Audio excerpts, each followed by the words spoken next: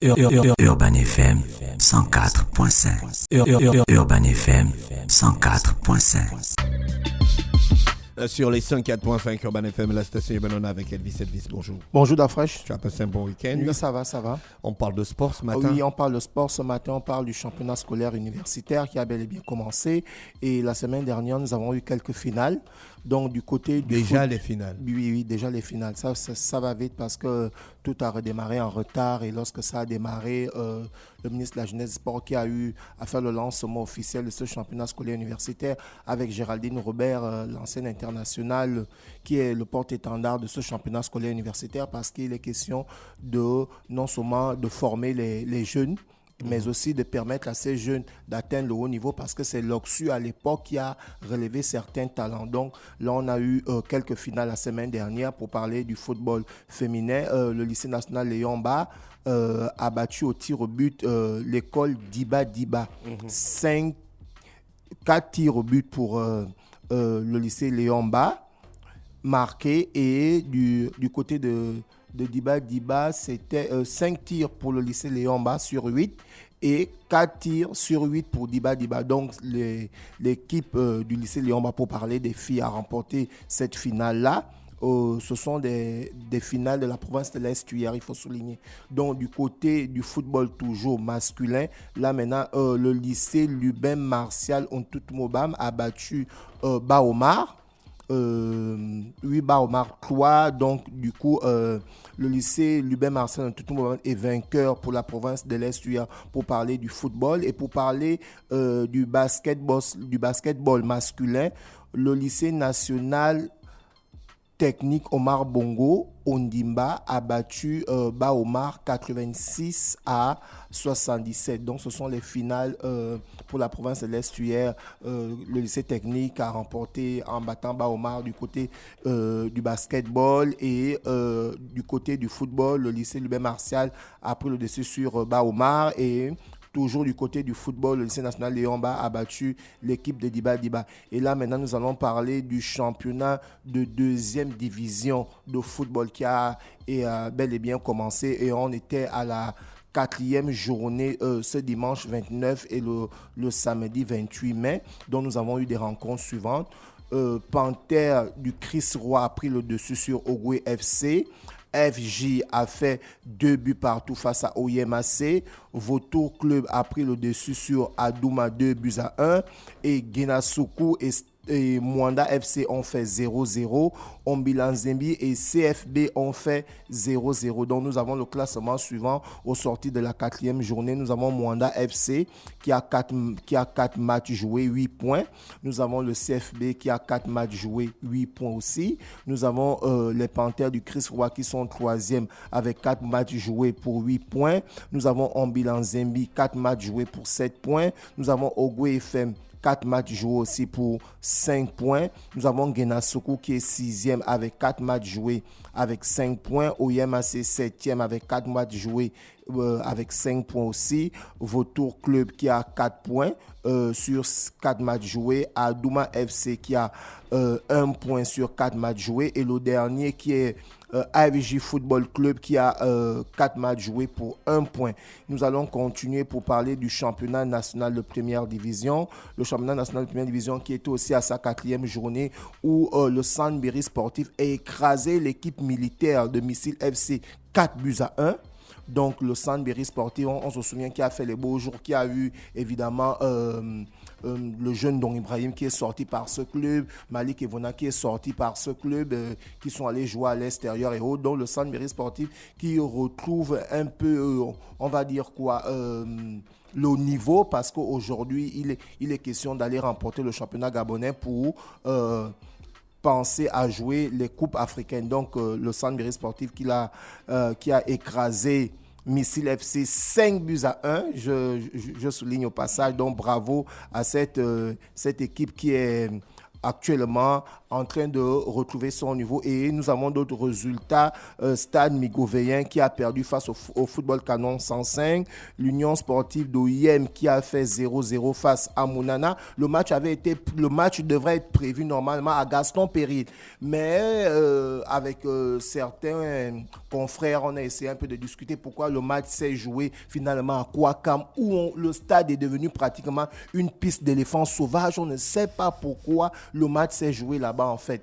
Après, il y a d'autres amis avec qui j'ai pu discuter. Ils disaient, mais tu sais, au niveau du Wellington, les Élémoins ne peuvent jamais accepter d'aller jouer à Bitam. Tu connais un peu ce qui se passe et tout. Je dis non, mais après, derrière, le stade d'Aquacam ne répond plus aux normes d'un championnat semi-pro, si on peut le dire. Donc, du coup, c'est... Au lieu de rester dans les considérations du quartier. Qui n'ont pas de sens, vaut mieux aller jouer à Gaston Péril où tout est encore propre. Ça, je dis, mais après, derrière aussi, l'association sportive d'OIM, OIMAC et l'Union sportive d'OIM peuvent écrire au ministère pour voir dans quelle mesure ils peuvent prendre la paternité du stade Ngong et puis derrière, il peut avoir un contrat où le ministère et ces deux clubs-là vont essayer d'entretenir ce grand stade et pourquoi pas jouer leur match du championnat de deuxième division, de première division dans ce stade, sachant que le stade Aquacam est complètement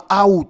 Puisque apparemment, par rapport à leur considération, aller jouer à Gaston Péril, c'est ramener que les gardes OIM sont inférieurs aux gardes des Bitam, etc.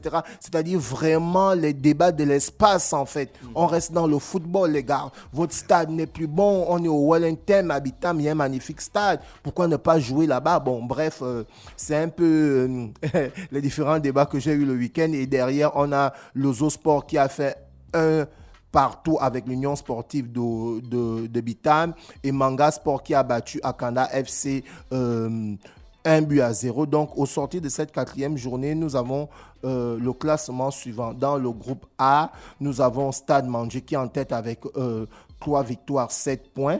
As Pélican en deuxième avec 3 matchs joués pour 7 points. La même chose pour Stade Mangé qui est en tête du classement avec 7 points pour 3 matchs joués. Nous avons le Football Canon 105 qui a 4 matchs joués pour 7 points. Nous avons Bouengidi Sport qui a 4 matchs joués pour 5 points. Nous avons l'Union Sportive d'OIM qui a 3 matchs joués pour 4 points. Nous avons le CF Mounana qui a 4 matchs joués pour 2 points. Et nous avons Stade Migovéen qui est dernier, 7e dans ce groupe A avec 3 matchs joués, 0 points. Et dans le groupe B, nous avons le Centre Berry Sportif dont je parlais tout à l'heure qui a 4 matchs joués pour 7 points. Nous avons Manga Sport qui a 3 matchs joués pour 7 points. Nous avons As Dikaki qui a 2 matchs joués pour 6 points. Nous avons l'Union Sportive de Bitam qui a 3 matchs joués pour 5 points. Nous avons Missile FC qui a 3 matchs joués pour 3 points. Nous avons l'Ozo Sport qui a 3 matchs joués pour 2 points. Et nous avons Akanda FC qui est dernier avec 4 matchs joués, 0 points. Nous allons parler évidemment de la Ligue des Champions. La Ligue des Champions s'est passée ce samedi, comme l'a souligné René Ruth. En fait, ce grand match, cette grande finale qui n'était pas pour la première fois au Stade de France, parce qu'il faut souligner qu'en 2000 déjà, le Stade de France avait abrité la finale de la Ligue des Champions et en 2006. Donc, on ne sait pas à quel moment la sécurité n'a pas pu avoir la vigilance parce que derrière, il y a eu 60 000 supporters de Liverpool qui se sont dirigés du côté du Stade de France. Entre-temps, il y a juste eu 20 000 places qui ont été réservées aux supporters de Liverpool. Donc vous essayez un peu de voir à quel moment il y a pu avoir embrouille. Ensuite, derrière, il y a eu une tricherie bien organisée et bien orchestrée qui a été faite parce qu'il y a des supporters qui se sont retrouvés avec des tickets d'entrée mais qui étaient fake en fait. C'était complètement des faux. Donc du coup, ça a causé tout un scandale. Et derrière aussi, il y avait du monde parce que c'est au Stade de France. Le Stade de France, c'est Saint-Denis. C'est un très grand stade. Et puis, c'est à Paris. Du coup, les supporters sont venus de part et d'autre parce que derrière, il était question est-ce que Liverpool va remporter sa 7e Ligue des Champions ou le Real de Madrid va remporter sa 14e Ligue des Champions? Donc, finalement, c'est le Real qui a remporté sa 14e Ligue des Champions. Finalement, c'est le Real qui a remporté sa 14e Ligue des Champions, évidemment en battant Liverpool 1-0 grâce à un but de Vinicius. De ce que j'ai pu suivre comme information, il semblerait que les doigts sont beaucoup plus accusateurs envers deux types de populations. Il y a les hooligans qui sont venus avec l'équipe de Liverpool, parce qu'on sait que les Anglais, pour ce genre de choses... Non, il n'y a plus trop ça en Angleterre. Ah si, tu ne te renseignes pas. Si. Ah si. Bon, il n'y a plus trop ça, mais par rapport à ça, les gars sont venus que je supporte une équipe anglaise. Les hooligans, ça dépend de l'équipe. Voilà, donc les hooligans, le ministre d'ailleurs Darmanin, le ministre de l'Intérieur français a eu à dénoncer cela. Ensuite, il y a d'autres accusations qui sont portées sur les populations, du moins les jeunes délinquants qui se retrouvaient dans la ville de Saint-Denis. Ouais, mais Saint-Denis, c'est déjà inconnu. Donc du coup, comme je l'ai souligné, mais il y a un conseil gouvernemental qui va se faire aujourd'hui sur le sujet, parce qu'il faut au moins ils font l'effort de déterminer les responsabilités pour savoir entre le Stade de France, la ville de Saint-Denis, la Fédération française de football, l'UEFA. Le ministère de l'Intérieur et le préfet de police, qui est responsable. Mais moi je pense quand même moment ça n'a pas marché. Moi je pense quand même que les torts sont partagés il faut attendre l'enquête. Oui, on va entendre l'enquête. Bon, voilà. Je parle au conditionnel. Faut pas avoir des conclusions hâtives. Je n'étais pas au stade. Je n'étais pas en France. Je me suis même pas déplacé. Je n'étais même pas à l'aéroport Léomba. Dans l'intention d'aller en France. Même devant ta télévision, tu n'avais pas tout. Je n'avais même pas le visa. En fait, derrière pour ce type de rencontre, on a pu voir ici au Gabon en 2013. Le Gabon avait à Libreville, pour parler de la ville de Libreville, la ville de Libreville avait abrité la finale du Trophée des Champions qui opposait le Paris Saint-Germain qui avait remporté le championnat de France et Bordeaux qui était vainqueur de la Coupe de France. Mais sur le niveau sécuritaire, bien sûr, la sécurité était... Bon, le peuple de ce jour-là, aussi chaud, hein. Voilà, oui, c'est des choses. Donc du coup, on a fait des choses. Je sais pas. Bien sûr, on a fait des choses. Donc ce qui fait que grand match.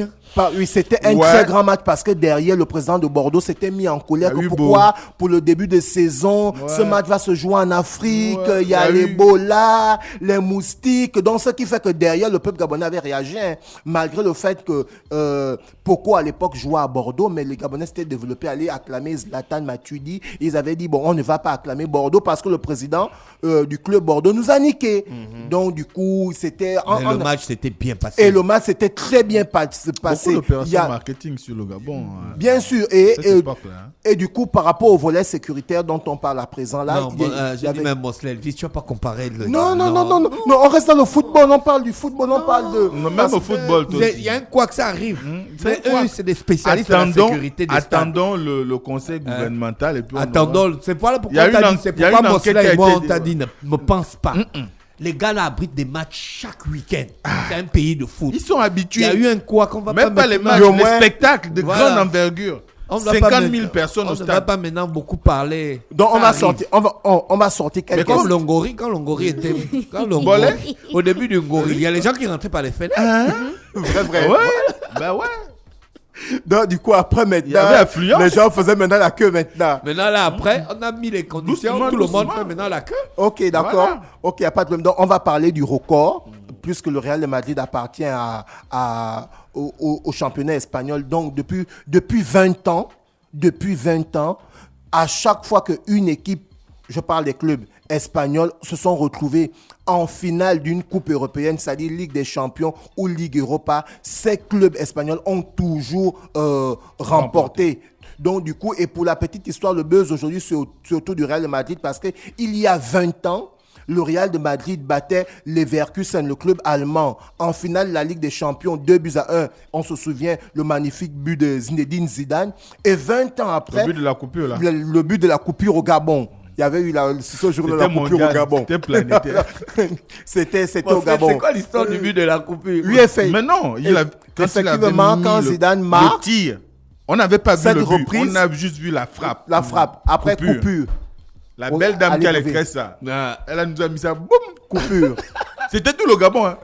C'est pas une histoire de Libreville ou de Yem ou de... Non, c'était tout Bon, à le l'époque, Gabon. j'étais à Libreville, peut-être. Je t'ai dit tout le Gabon. Moi, j'étais au Yem à C'était l'époque. au Yem à l'époque. Oui. Je t'ai dit. Donc, quand le courant est revenu, C'était dans le but. Le Real menait déjà 2-1. C'était en 2002. Et 20 ans après, le Real de Madrid, le Real de Madrid remporte sa 14e Ligue des Champions en battant Liverpool. Donc, il faut souligner qu'aujourd'hui, le Real de Madrid est vraiment la bête noire de Liverpool. Parce que 4 ans en arrière, en 2018, le Real de Madrid avait corrigé cette équipe de Liverpool-là. Et 4 ans plus tard, le Real de Madrid remporte sa 14e Ligue des Champions. Et il faut faire un clin d'œil à une personne dont on ne parle presque pas, mais il est là. C'est le coach Ancelotti. Ancelotti, aujourd'hui, c'est le meilleur coach européen parce qu'en fait, c'est quelqu'un qui ne fait pas le bruit, mais il est là. Il a remporté 2 Ligues des Champions avec le Milan AC en 2003 et en 2007.